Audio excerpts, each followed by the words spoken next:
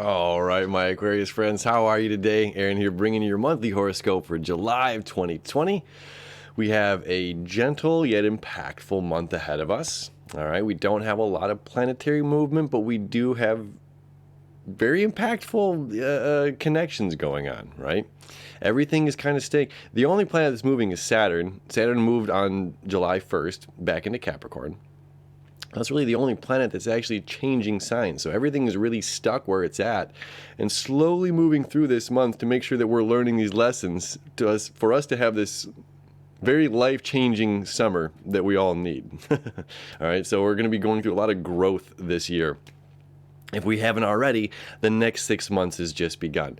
All right, this is truly where we're putting the pedal to the metal, right? We got Mars home in Aries for the next 6 months. We'll retrograde between September and November. I know this is a monthly, but still, we just started Mars in Aries, and this is your third house, so this is like you're going to be actively seeking knowledge, actively seeking communication, information, which is good. You know, Aquarians, I love you. You're very forward thinking. I got a lot of love for the Aquarians, so it's like a lot of new knowledge is coming in your way, and there's a really beautiful aspect that's going to come up between the 11th and 14th for you. So let's get into it here. So we're at the end of eclipse season. All right. Now the nodes have shifted. We've had the nodes in Capricorn, Cancer for 18 months. Now the nodes, right, are South node is in Sagittarius here, your 11th house. North node is here in your 5th house, Gemini. Okay. However, this particular eclipse, anything within 18 degrees of the nodes is an eclipse. Okay. So the sun will be at 13 degrees, the moon will be at 13 degrees, and the nodes will be at 28 degrees. So this is within our 18-degree proximity of this being an eclipse. However, the nodes are in a different sign than the sun and the moon. So this is a big mashup of energy. All right. So what this is saying over here in your 6th house, this is about service, work, giving back to other people. And this might be something that is slightly challenging right now, or communication is challenging with Mercury being retrograde, right? So how we're communicating with other people, this is a place of service for you. This is how you're, what you're doing for work. Okay, this is how do I want to give back, and what am I saying yes to, and what am I saying no to? This can be very blurred right now with this energy going on. Now the moon coming back here in your 12th house, this is about, completion and karma. Okay, so there's something going on here between work and service and completion and karma that needs to be highlighted. There's something going on here that happened behind the curtain that needs to be brought up, that needs to be cleared out and cleaned out. Debatably, wherever you are, wherever your rising is as an Aquarius, odds are you could potentially have the North Node or the South Node still in your 12th house as well, if you know your chart. Either way, this is about release. This is about karmic quantum entanglement, releasing this karmic baggage. Okay, so for you, this is about practically releasing this baggage and not being overly emotional when it comes to you doing work, you doing services, and being overly emotional with other people. And this is for all of us, about being overly emotional, about being reserved. This is the mountain goat is getting to the top of the mountain here, okay? One hoof at a time. And when we're thinking about the past, we're not in the present. When we're thinking about the past, this is depression. We're not in the present. When we're thinking about the future or worried about the next step, this is anxiety. This is not the present. The present moment is moving the foot and placing the foot, finding the footing, finding our balance, taking the next step, finding our balance, taking the next step, right? So this is the Capricorn way of going about things. So there's no rushing this. There's no just hurrying through it. And as a visionary Aquarian that you are, sometimes it's like we can be at the bottom and we can see the top of the staircase here and just want to be there. And we're going to want to use technology, right? We're going to want to use a zip line or something to just get there, where this energy is suggesting there's no rushing this healing, my friends. You know, like this is a one step at a time, figuring it out, because we don't want these same issues, problems to resurface again and again and again. And this deals with something, again, this is some sort of karmic baggage or karmic quantum entanglement that's going on, as well as what you're saying yes to, what you're saying no to, how you're communicating your yeses and nos, your boundaries. We can look at it like that. This is about boundaries. How are you communicating your boundaries? Are you not communicating your boundaries very well? And then your boundaries are being walked over because they're not being communicated well, and now you're having a conversation with the partner or the whomever else about them, and then this leads to whatever. So that could be a serious thing that's going on right now, boundaries, and like communicating and expressing yourself on where these boundaries last. So Venus is in your place of communication, of self-expression, okay? Venus is in your 5th house, which is about the fire, that Leo fire, the sun, all right? So this is how you express yourself to the world. The North Node is in this 5th house for you as well in Gemini, how you're expressing yourself to the world. Now, here's two sides of this coin, Gemini. Okay, we can say one thing and then do something else. This gives this confuses people, okay? Because with this being in Gemini, the North Node and Venus, and saying this is about you expressing yourself, this eclipse is in the practical sign of Capricorn. It's steady and stable.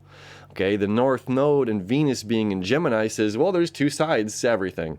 There's two sides to my stableness. There's two sides to my crazy or whatever, But it's about not swaying, not varying, not, so it's like if this is a boundary, if this is the line, then that's the line.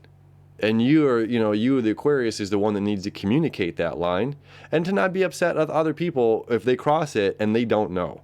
You know what I mean? So this is just something that's coming up. It's a reoccurring theme for you that's saying, like, learn these lessons so that you can have those healthy relationships and those healthy communication to progress yourself forward in the future, right?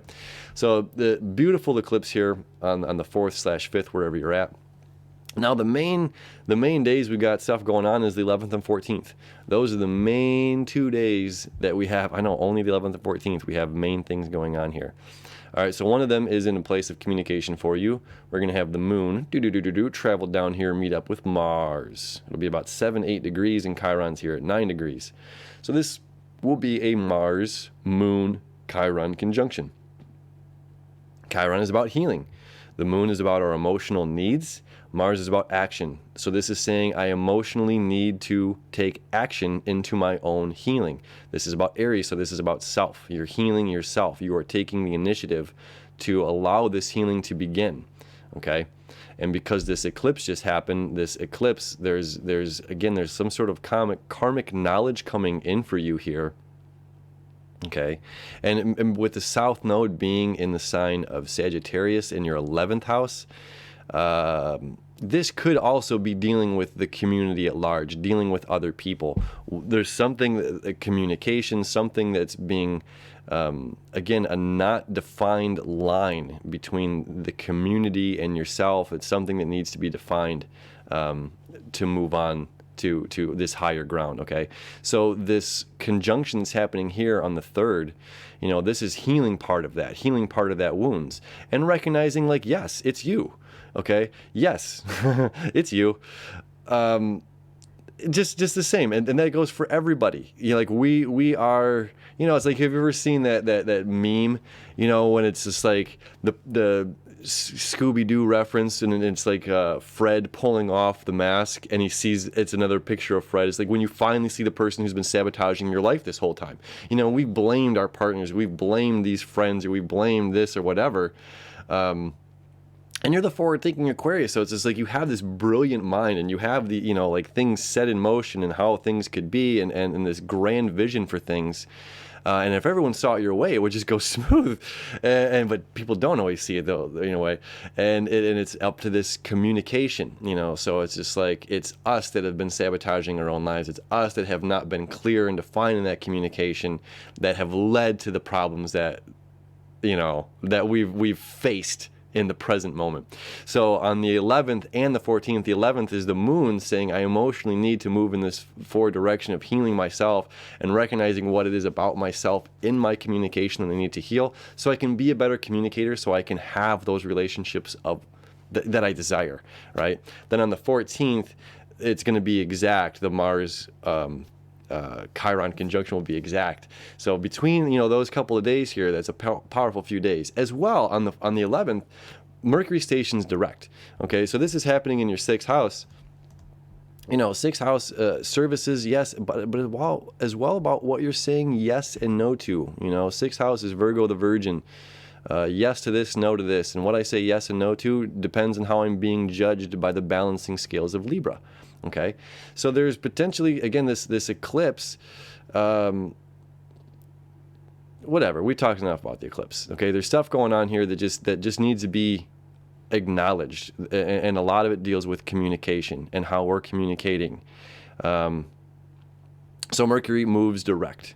Okay, or moving forward. So a greater insight and understanding to the things that we said yes to, the things we said no to, that have brought us into this current situation or this current place that we're in. So on the 14th now, Mars and Chiron are exact conjunction. And we also have this cool thing happening here between Saturn and Neptune.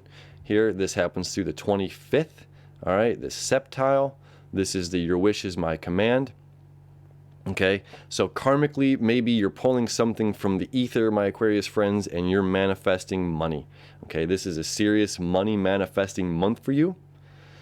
Further, this could be new house, new home.